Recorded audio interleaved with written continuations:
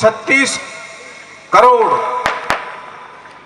जिया जून है, एक मनुष्य पैदा नहीं हुआ।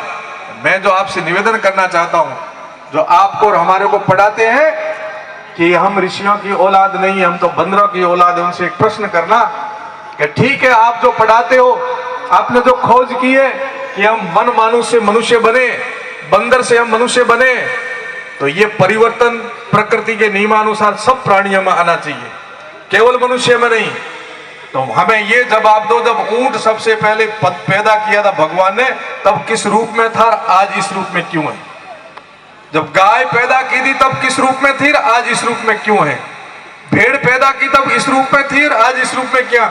उनमें कोई परिवर्तन नहीं बताते आप, और मनुष्य में परिवर्तन बताते हो कि हम बंदरों से इंसान बने हैं। ये सरासर गलत है। हम बंदरों की औलाद नहीं, हम तो ऋषियों की औलाद है। यहाँ बैठे हुए सब ऋषियों की औलाद है, और वहीं से सारे, जहां से अच्छा हिंदुस्तान हमारा, भारत का रहने वाला हूं, भारत की बात बताता हूं। ये भारत की बात हम सबके दिल और दिमाग में रहनी चाहिए कि मैं कोई सामान्य भूभाग पर पैदा नहीं हुआ। यहां पर देवता जन्म लेने के लिए प्रार्थना करते हैं कि जब जब मुझे जन्म दे भगवान, तो भारत भूमि में देना। चाहे तेजा जी हो, चाहे बाबू जी हो, जो पनराव जी हो, चाहे गोगा जी हो, चाहे कोई लोक देवता हो, चाहे रामदेव जी हो, सभी के सभी देवता, और कोई सी भी जाति बता दो आप, हिंदू समाज की एक एक जाति ऐसी और समाज और घर बता दो जिसके अंदर से देवता पैदा नहीं हुए हो। ये देव भूमि है, देवता भी यहाँ जन्म लेते हैं। तो हमारा तो परम सौभाग्य है कि हमारे कुल खानदान में से देव पुरुष पैदा हुए, उस खानदान में हम लोगों को जन्म लेने का मौका मिला है। भारत का रहने वाला हूं, भारत की बात बताता हूं। हम कोई सामान्य प्राणी नहीं है, हम कोई सामान्य जमीन के टुकड़े पर जन्म नहीं लिया है, हमने भारत देश में जन्म लिया है। हमने उस परंपरा में जन्म लिया है जहां से मानव की श्रृंखला चली है, बाद में मानव दूसरे पैदा हुए। और एक प्रश्न और मैं बताऊं, दो प्रश्न बताए, हम कहां पैदा हुए और कैसे पैदा हुए? हम भारत में ही पैदा हुए, सबसे पहले मनुष्य भारत में पैदा हुआ और उसके बाद में दुनिया में फैला है। और हम कहां पैदा हुए? ऋषियों के वहां पैदा हुए। तीसरा, हम कब पैदा हुए? हम कब पैदा हुए? हमारा कालखंड कब है? हमारे ये पूर्वज जो बैठे, हम लोग बैठे हैं, हम कब पैदा हुए? इसका भी उत्तर है कि जब सृष्टि की भगवान ने पूरी संरचना की। कोई मुख्य अतिथि आता है ना अपने घर में, कहाँ मेहमान आता है या किसी कार्यक्रम में मुख्य अतिथि आता है, तो उसके लिए पहले सारी व्यवस्था कर देते अपन। वो कैसे बैठेगा, वहां उसका स्वागत सत्कार क्या करें, पूरी करते कि नहीं करते व्यवस्था? ऐसे पूरी की पूरी भगवान ने सृष्टि की संरचना करने के बाद में मनुष्य को पैदा किया। और मनुष्य को पैदा किया जब सृष्टि की आदि शुरुआत हुई मानव की, उस समय पैदा किया। उस समय कौन पैदा हुए थे?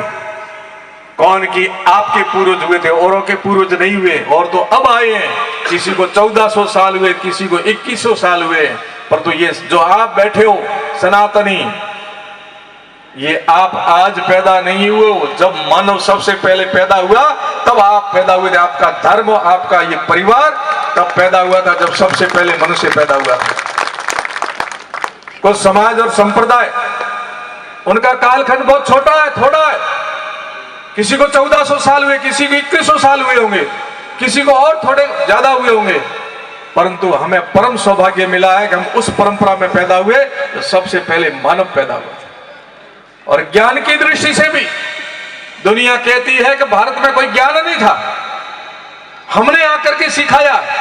या तो सुई भी बनाना नहीं आती थी, और हमने आके, अंग्रेज ये कहते हैं कि हमने भारत को विज्ञान दिया। नहीं, यहाँ वो विज्ञान था, आज का विज्ञान वहां पहुंचा भी नहीं है। या वो विज्ञान था, आज का विज्ञान पहुंचा भी नहीं, आज का विज्ञान पहुंचेगा भी नहीं। आपने महाभारत का उदाहरण सुना होगा। संजय के सामने धृतराष्ट्र की आंखें नहीं थी, और संजय बैठ करके पूरा का पूरा युद्ध का चित्रण सुना रहे थे। वो विज्ञान कहां है आज? वो विज्ञान नहीं है आज।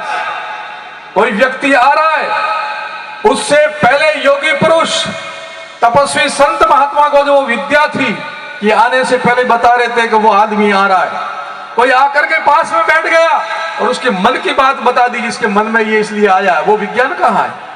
अरे वो तो वो छोड़ो, हमारे ये गांव के लोग कितने वैज्ञानिक थे। सगुन विचारणा, बरसात की सारी जानकारी होती थी। ये तारा कहां उग रहा है, ये अब ये हवा कैसी चल रही है, इसका मतलब जमाना कैसा आएगा, होता था कि नहीं होता था? इन्होंने कोई डिग्री नहीं करी थी किसी IIT से, परंतु कितनी गहरी विद्याएं थी। उससे आगे चलो, जो हमारी मवेशी चराने वाले ग्वाले पशुपालकों के पास कौन सी विज्ञान थी? वो अपनी 3 पीढ़ी पहले के पशु के जाए हुए बच्चे के पैर जब गुजरते थे, पहचान लेते थे कि उस ऊंटनी का ये पोता गया, पोती गई, उस ऊंटनी की बच्ची गई, एक बच्चा गया। बताते थे कि नहीं बताते थे? वो विज्ञान, वो सर्वोदय ज्ञान, स्वर साधना से सब कुछ बता देते थे। वो आयुर्वेद, ऐसी विद्याओं का ये घर खान हिंदुस्तान, सारे जहां से अच्छा हिंदुस्तान हमारा। भारत का रहने वाला हूं, भारत की बात बताता हूं। कहां पीछे था, शक्ति में कितना महान था। ऐसे योद्धा पैदा किए, दुनिया में ऐसे कहीं योद्धा पैदा नहीं हुए। अरे अभी के उदाहरण ले लो, पुराने छोड़ो आप, अभी के उदाहरण ले लो। पग पग पर पाड़िया जूंजार, पग पग पर देवलियां, वो ऐसे जूझे, ऐसे दुनिया में कोई युद्ध नहीं हुआ और ऐसा कोई सैनिक नहीं हुआ जिसका सिर पड़ने के बाद कोई धड़ लड़ा हुआ। और ये आप जितने बैठे ना, आप में से कई आपके पूर्व ऐसे हुए होंगे जिनके सिर पड़े और धड़ लड़े हैं। है कि नहीं है ऐसे उदाहरण? बिग्गा जी का ले लो आप, रीडी और बिग्गा के अंदर, कहां रीडी है और कहां बिग्गा है। ऐसे असंख्य उदाहरण है अपने सामने कि सिर पड़ने के बाद भी धड़ लड़ रहा है। ऐसे योद्धा कहां है दुनिया में? ऐसे वैज्ञानिक नहीं है, ऐसे योद्धा नहीं है, तो ऐसे भामाशाह भी नहीं है। अपना सब कुछ दान करने वाले भामाशाह भी नहीं। अरे अपना शरीर भी दान कर दिया, ऐसे कोई नहीं हुए। दान में आगे, विद्या में आगे, बल में आगे, संपदा अखूट, इसलिए इसको सोने की चिड़िया कहते थे। ऐसा ये महान भारत, कोई कवि थी, विद्वान इतने, दर्शन शास्त्र देखो आप, धर्म सुधारक संतों को देखो जिन्होंने बहुत सारे संप्रदायों का स्थापना करके मानव को मार्ग बताने के लिए ज्ञान दिया। संत परंपरा देखो, भक्ति परंपरा देखो, सुधारवाद देखो, दार्शनिक देखो, वेद देखो, ऋषि देखो, दुनिया में ऐसा कहीं नहीं है। ये सब कुछ आपके पूर्वजों के साथ आपको दिया हुआ है। पर तो अब दुख और पीड़ा होती है कि भगवान ने इतने सुंदर देश में आपको जन्म दिया, ऐसी सुंदर परंपरा में आपको जन्म दिया, जो सबसे अच्छी से अच्छी चीजें थी सब आपको दी, बुद्धि दी, धन दिया, बल दिया, ज्ञान दिया, सुंदर देश दिया, प्रकृति दी। अब क्या है? सोने की चिड़िया थी, विद्या का घर था, दुनिया यहां पढ़ने के लिए आती थी। अब क्या है मित्रों? तब दर्द होता और पीड़ा होती है कि हम उस देश के नागरिक हैं, ऋषि परंपरा का देश। आज दुनिया में कहां जो 1 नंबर पर था, आज कौन से नंबर पर आ गया? दोष किसका? दूसरे दुनिया का नहीं है, दूसरे देशों का नहीं है, दोष हमारा अपना है। वो पुरखों की दी हुई चीज को हम संभाल के नहीं रख पाए। जो ज्ञान विज्ञान दिया था, आचरण दिया था, जीवन शैली दी थी, हमारी संस्कृति दी थी, हमारी सभ्यता दी थी, उसको हम संभाल के नहीं रख पाए। वो हमने धीरे धीरे ऐसा संग किया कि अपनी अच्छी चीजों को छोड़ करके दुनिया की गंदी चीजों थी उसको अपनाना शुरू कर दिया।